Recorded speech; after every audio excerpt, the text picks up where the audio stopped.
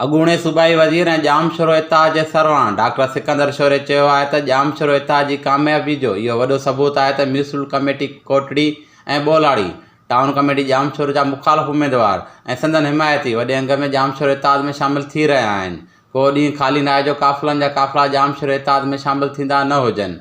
हिन अहिड़नि ख़्यालनि जो इज़हार शोरा हाउस कोटड़ी में मुलाक़ात लाइ आयल वफ़दनि सां ॻाल्हाईंदे कयो। डॉक्टर सिकंदर शौरे वधीक चयो त भोतार को निज़ाम हाणे खोखलो बणिजी वियो आहे, छो त उन वटि का बि अमली सियासत न आहे, पर रुॻो कूड़ी दवाउनि ठकाउनि ऐं धमकियुनि वारी ॿोली आहे। असां अवामी सियासत ते यकीन रखंदे अवामी ख़िदमत करणु चाहियूं था। हिन चयो त कोटड़ी ऐं भरपासे जा पुराणा सभु सियासी वर्कर पीपल पार्टी जा हुजनि या ॿियनि तंज़ीमुनि जा, असां ॼामशोरो इत्तेहाद वारनि सां गॾु थी रहिया आहिनि।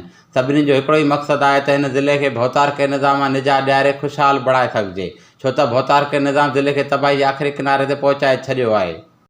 किथे बि न को रोड रस्तो ठहियलु नज़र अचे थो, न वरी बिजली जो निज़ाम दुरुस्त लॻी रहियो आहे। तइलीमी निज़ाम खे हथ वठी तबाह कयो वियो आहे। ज़िले जो अमन मान पिणु बर्बाद थी वियो आहे। माण्हू सुख जो साह बि खणी नथा सघनि। उन जे करे तव्हांजो अवाम हाणे पुरज़म थी ॼामशोरो इत्तेहाद जो साथ ॾियणु चाहे थो।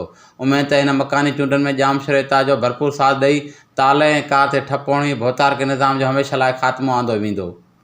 इन मौक़े ते अॻूणे ज़िले काउंसिल जे वाइस चेयरमैन सादिक शौरे जो चवणु हो त भोतार के निज़ाम में ॾाढ जबर ऐं धमकियूं आहिनि, पर असां वटि रुॻो मोहबत ऐं भाईचारे जो पैगाम आहे, जंहिं वसीले ई असां हर ज़ुल्म खे मात ॾेई सोभ माणींदासीं।